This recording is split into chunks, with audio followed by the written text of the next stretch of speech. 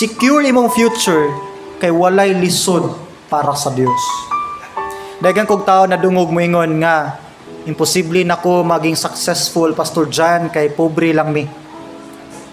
Lisod na Pastor John kay tigulang nako.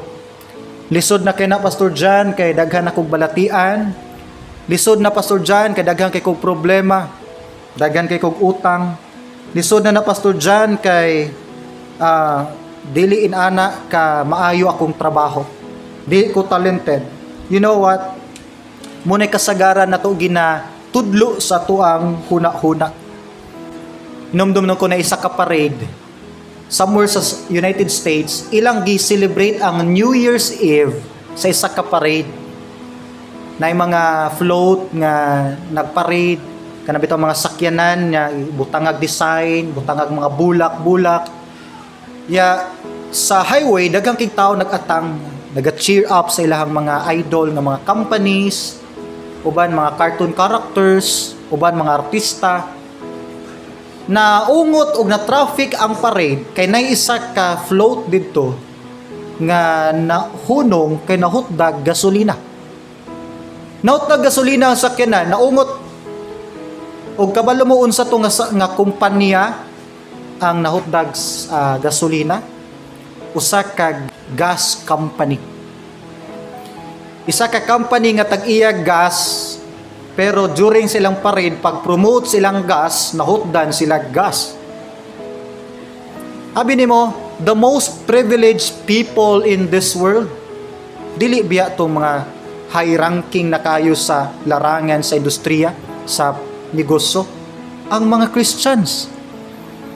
Ang tanang anak sa Dios, kita ang may pinaka-direct access sa Father. Malabwan pa na to bisan ang mga angels. Isa ka piyong sa mata, litok nimo sa ngalan ni Christ, abot na nimo ang trono sa Dios Amahan. Power of prayer. The most privileged people in this world ang kaanakan gyud sa Dios.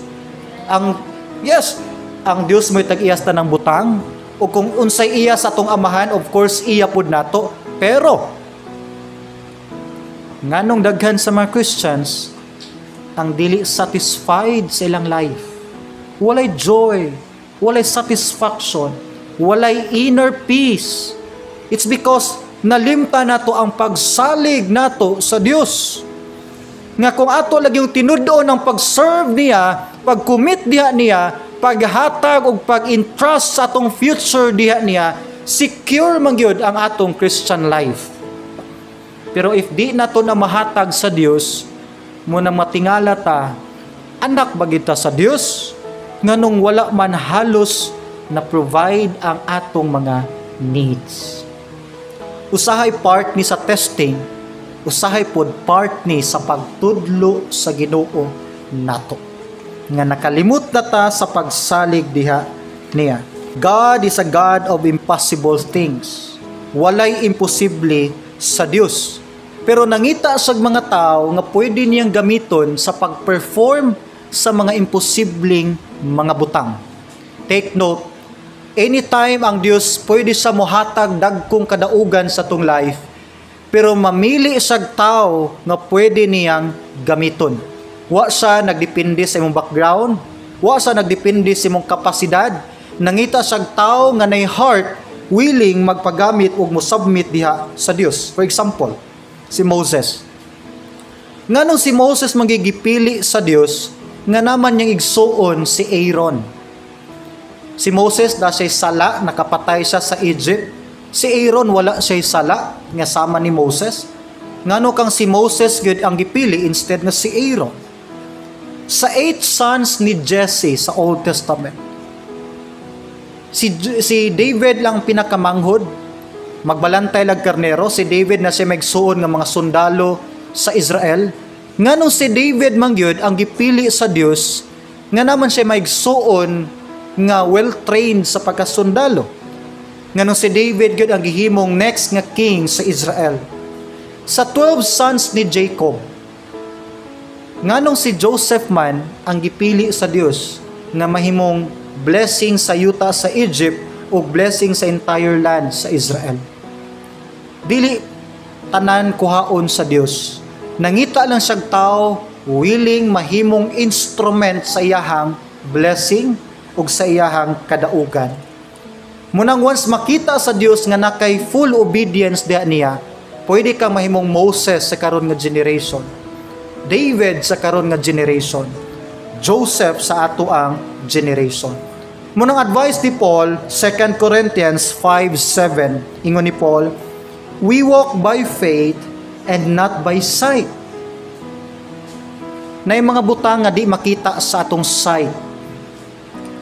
Ang promise sa Dios, ang great blessing, ang future nga gi-prepare sa Dios nato, dili ni makita sa ato ang literal nga pananaw lang. Makita ni siya by faith. The evidence of things not seen. Now, ang atong sight, ingon ni Paul, pag kinabuhi by faith, dili sa sight. Ang sight nato man good, moingon, awa nay klaro pastor, pobre raman good me. Nakita nako among pamilya nga kabus kayo. Nakita nako ang among panudlanan nga kabus kayo. Nakita nako unsa mi kalisod. Imposible na kayo mahimo pang successful. Munay giingon si mong sight. Pero naay mga promises nga wa nimo nakita nga makita lang nimo by faith. Ang faith pud mo ingon, no. Daghag plano ang Dios giandam sa imuhang ugma. Ug di nimo na masabtan ang tudwa kay pagsalig gyud sa Dios. Ang imong sight mo ingon, no, pastor daghang kay kog problema karon gyud. Lisod kay sulbaron akong problema, imposible na kining masulbad. Mo nang ingon sa imong sight. Pero ang imong faith mo ingon, no. Kaya buhaton sa Dios ang usa ka burden, mahimong isa ka bridge sa blessing. Ang isa ka problem, mahimong usa ka dako kayo nga victory sa unahan. That's faith. Ang sight mo ingon, no, tigulang na kay ko Pastor John. Di na mahimo. Ang faith mo ingon, no, si Lazaro patay na, nabuhi, as long as napakay gininhawa og desisyon na ay unique nga purpose o plano pa ang Dios sa imong kinabuhi. Now, nagkinahanglan ning enough nga faith para masabtan nimo, makita nimo ang plano sa Dios sa imong life.